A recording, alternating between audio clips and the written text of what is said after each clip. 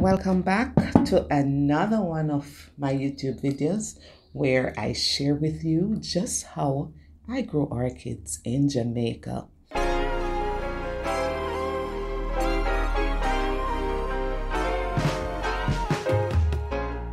Growing Phalaenopsis orchids has been a challenge for a lot of us, and so I believe that I have mastered the art of growing Phalaenopsis orchids. And so today I will share with you some of the do's and don'ts and some of the tricks and some of the tips as to how I successfully grow my Phalaenopsis orchids.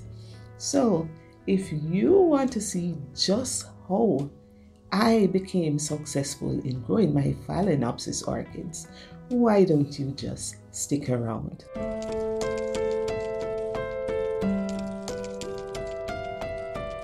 Phalaenopsis orchids are one of the most beautiful orchids that you can find. People grow them for different reasons. People grow them to give as gifts because they really have a nice formation and it's easy to be packaged as a gift item when you're giving plants. And so you will find the commercial growers grow a lot of them for that reason. Secondly, people grow them because they are really easy to grow. As much as we may have challenges with them, they are really easy to grow because they do not require the amount of care like other orchids such as our Vanda orchids and our Dendrobium orchids. However, the care and keep for the Phalaenopsis orchids are really specific. Phalaenopsis orchids too are usually grown in the natural environment on like tree trunks and so forth.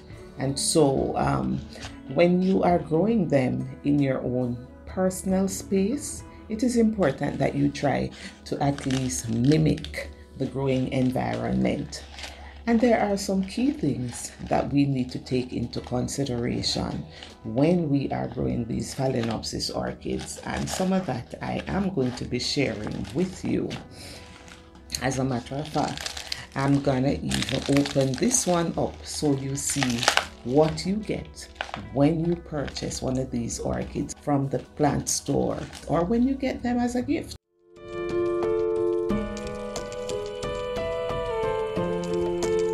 So when you're growing them, it is important for you to find the right and balanced growing medium, everything, or condition. So a balanced condition would include the right amount of humidity, which should be at around 70% thereabout. The right amount of light. Phalaenopsis orchids do not like direct light, so the direct sunlight should not be on it. So filtered light is usually important. And also they like really good airflow, and if nothing else is key, that is very key to growing Phalaenopsis orchids, the airflow. And of course the watering and a bit of fertilization is also important. And also it is dependent on the growing medium that you get it in. So it is important for you to check on that when you get or buy a Phalaenopsis orchid. So let's start with the lighting. So the lighting for Phalaenopsis orchids should not be direct. It should actually be filtered. So if you're growing it inside your house, you can keep it like on a, well, here in Jamaica we speak about veranda, or your patio. You can keep it on a patio, but do not allow it to be in the direct sun. So on the patio, whether it is on the east section or a southern section of your home. So for the eastern section, it will get the morning sunlight, and for the southern section, it will actually get the evening sunlight. The morning or evening sun is fine for it, but it doesn't want to be in that midday sunlight any at all. and that is important for lighting. So what I do when I grow my Phalaenopsis orchids outside, I actually grow them under 50% shade or under a tree where whatever lighting it gets will be filtered. So under my almond tree is usually a nice place for me to grow my Phalaenopsis orchids. And lately I am growing them in a section of my home where I have them hanging under 50% shaded mesh.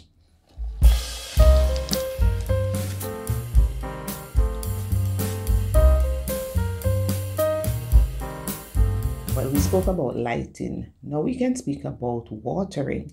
So watering our Phalaenopsis orchids is very important, and it is important to the extent where underwatering can cause the plant to die or wilt and wither away. And overwatering can also cause the plant to die, because what overwatering does, it causes the rooting system to become too saggy, and when it becomes saggy, it actually rots the root, and therefore it is important to have that balance.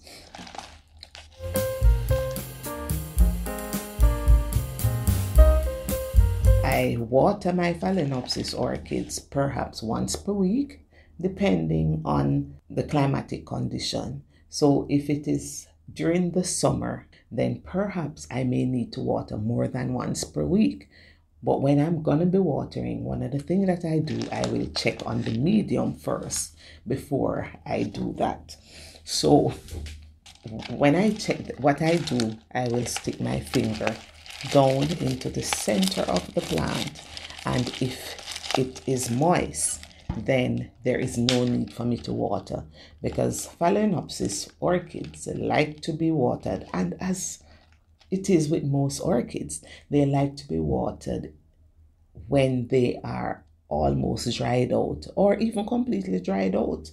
But if it is completely dried out, do not allow it to be dried out for too long. So I will stick my finger down, and if the medium is moist or there is an indication that it is still wet, then of course I will not water. However, in a case like that, what I may do, I may mist the plant. So I may mist the leaves of the plant. So at least that will still help to cool the plant down. And actually not just cool the plant down, but provide the kind of humidity that the plant requires. So that is important. You can actually mist them every day, every other day. But when you mist, just make sure that you are not necessarily watering, so that the water is not actually going down into the medium.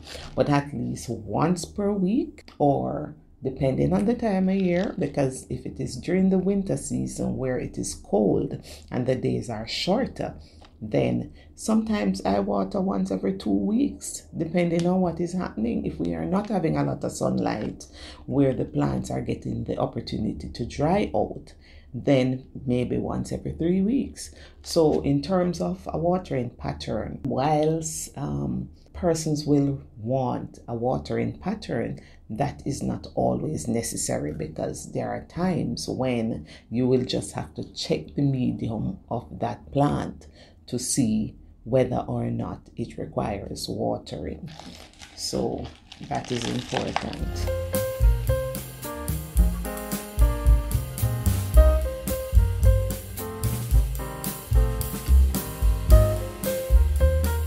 Airflow. Airflow, I find, is one of the most important things when you're growing Phalaenopsis orchids, because if the plants are cluttered together and the airflow is limited, then you find that when you water, the water will sit in the center, sit all about for too long. And when it stays there for too long, what you find happen is that it now lends itself to the growth and multiplication of germs. So maybe bacterial growth, fungal growth, and all kind of thing. And I realized that this is what actually caused the crown rot and at times the root rot. So air circulation is very, very critical when it comes to growing Phalaenopsis orchids. And the air circulation also helps in terms of allowing the plant to dry out in between watering. And that is very, very important.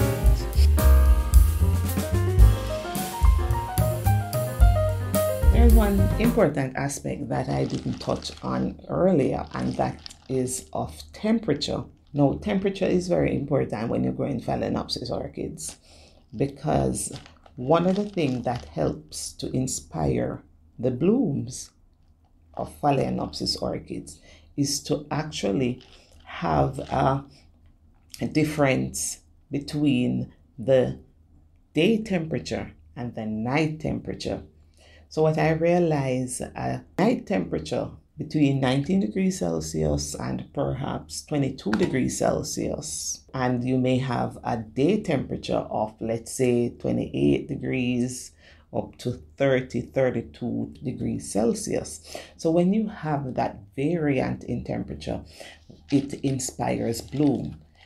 However, not all persons live in areas where you may get that perfect kind of temperature difference. So therefore, you will find that, especially in those areas where it is actually warmer, you will find that the Phalaenopsis orchids will bloom mainly in the winter season. And that is so because of that variant temperature, and that is what inspires bloom in Phalaenopsis orchids. So for you to have Phalaenopsis blooming all year round, it is good when you have it in the cooler areas. But the point is, you can also grow it in the warmer areas. It's just that it may not be blooming for you all year round. So we spoke about temperature, we spoke about lighting, we spoke about airflow, and we also spoke about watering. But there is also one thing I want to mention when it comes to watering our Phalaenopsis orchids. It is also important that whatever water we are using to water our plants, that the water is clean, free from bacteria and so forth.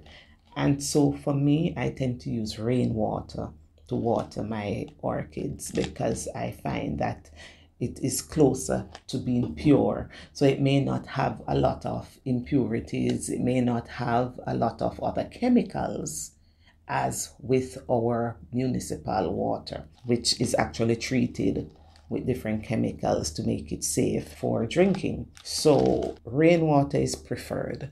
But if it is that you do not have access to rainwater, then you can use whatever water you have. So the last thing I'll speak to with growing Phalaenopsis orchids is actually the growing medium. So the growing medium is very, very important when you're growing Phalaenopsis orchids, because this is what determines how long the moisture stays on the plant, how frequently you need to water the plants, how quickly they will dry out. If it is mounted, then of course that is also important in terms of what mounting material it is on, because there are some mounting material that may perhaps keep the moisture a little longer. For example, the fern root, you will have, because it has pockets, so the moisture will be kept on it a little longer. There are some, well, I have been using the coconut frond as a trial, and I find that the orchids really love it. When you look at how the root cascade all around it, you realize how much it loves that. Because in truth and in fact, the coconut frond keeps a little bit of the moisture, but then on the outer part of it, there is no water soaking on the outside, and so the roots are not necessarily sitting in any water. And moreover, it is mounted. So the fact that it is mounted, once you water, the water will run off nicely. And so I realized that they love to be mounted. And if you notice how beautifully these are doing that I have mounted.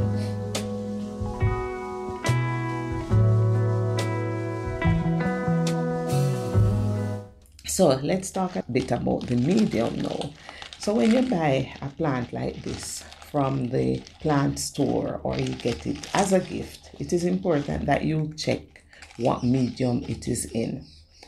And there's one thing I must say to you is that when you get that plant and you look at it, you may see one type of medium on the top, but when you open up that plant, it may have moss on the inside.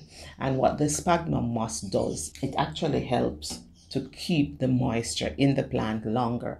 So it is important for you to understand the kind of medium that your plant is in, because if it is that sphagnum moss is a part of the medium, then you definitely have to check that moss to ensure that it is actually dry or close to being dried out prior to you watering, because of course, as I say, that moss can be a danger if you do not understand how to properly manage it. So I'm going to throw this out and show you exactly how most of them are when you get them, because commercial growers, when they buy their seedling comes in sphagnum moss. And if you're going to take off that sphagnum moss in order to repot that plant, then you're going to set back the plant. And if you're a commercial grower, definitely you do not want to set back that plant. So I'm going to throw this out. So this one is actually a Phalaenopsis scallop, and it's such a beautiful one. It is. All right. So this is actually a very established plant, because as you notice, even the roots are coming out through the bottom here. So I'm going to throw it out just to show you what it looks like when you get it from a plant store or when you get it as a gift. So in this medium, I'm seeing here coconut husk, lava rock, and perlite. That's what I'm seeing right here.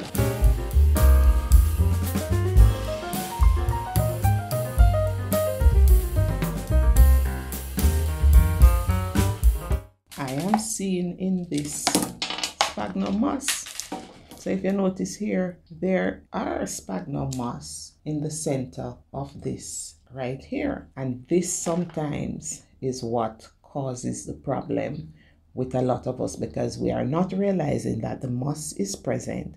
And when the moss is present, the moss actually helps to hold the moisture for longer. And so when we look and see on top of it what looks like a medium which will dry the plant out pretty quickly, perlite, coconut husk, and also seeing a little construction gravel here. And when you see that in the plant, then of course you are going to believe that you need to water this plant almost every day, because it is in a medium that will cause it to dry out pretty quickly. But lo and behold, in the middle of it, there is sphagnum moss. And so you have to bear that in mind. So my advice is that you ensure that before you water, stick your finger in the middle of that pot so that you know that it is in fact dry or close to being dried out before you water. So for fertilization, you can fertilize similar to your other orchids. So you can fertilize perhaps once per week with a half teaspoon of 20-20-20. And also importantly, disease and pests will affect your plant. And so it is important too that you treat your plants on a regular basis with a fungicide, and there are different types that you can use, as well as with an insecticide to prevent pests and disease from affecting your plant. So for this, I did call these lava rocks, but they are actually sponge rocks. So it's sponge rock, perlite, coconut husk, and of course the sphagnum moss. So this is basically what is used. Another thing is some persons will plant them in pure sphagnum moss. And of course the sphagnum moss will hold the moisture a little longer, and therefore you also have to watch that when you are going to water, because you have to ensure that it dries out, or actually very close to being dried out prior to watering. Again, that is very important. So this is how I have been growing my Phalaenopsis orchids. I did say to you that I am doing it commercially now, and I am actually enjoying it. Believe me, I'm enjoying it, because before I really had a great challenge in growing Phalaenopsis orchids, because some of the things that affected were crown rot, root rot. And once these conditions start bothering the plant, then if you do not stem it quickly, then you are going to lose it. So one of the things that I do, once I've recognized that my plant may have crown rot, what I do, I actually mount it. Because the truth is, the center can keep the water for a little while, but you don't want the water to be there for too long. And so it is kind of a myth to say that we should not have the water sitting in the center. Water can sit in the center, but not for too long. And that is why the air circulation is so important, so that it dries it out pretty quickly. And that's what I find, because when you're a commercial grower, the truth is you can't water all of your Phalaenopsis orchids from underneath the bottom. So you have to use a hose and you have to water them. So if you're going to water them like that, then definitely water is going to sit in the center. However, what is important is the type of water. So the water must be clean and as pure as you can get it, and your air circulation must be very important, because when you have good air circulation, what will happen? The water, the moisture from the leaves will dry off.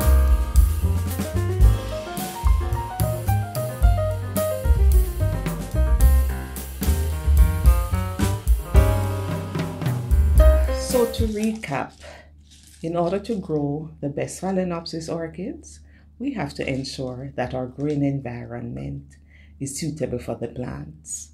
Remember, to have suitable growing environment, it is good that you grow it whether on the eastern section or the southern section of your home. You can grow it close to a window if you are growing it on the inside. And ensure that the lighting is also filtered. That is very, very important, because they do not like direct sunlight.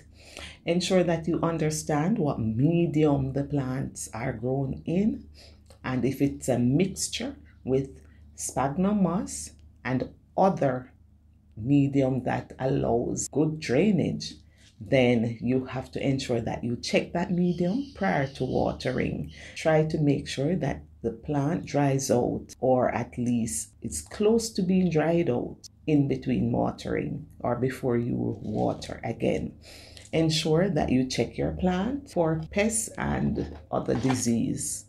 Treat your plant perhaps once per week with a weak fertilizer, balanced fertilizer. And you can also treat your plants for pests and diseases once per week. You don't have to do it so frequently. You could also do it perhaps once every 3 weeks, somewhere thereabout. And ensure that the plant has proper air circulation. That is very key.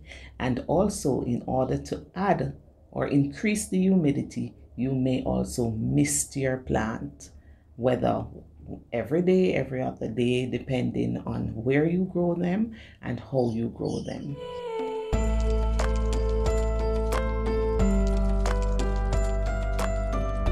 I hope you found this video very helpful, and if you do, I ask you to give me a thumbs up.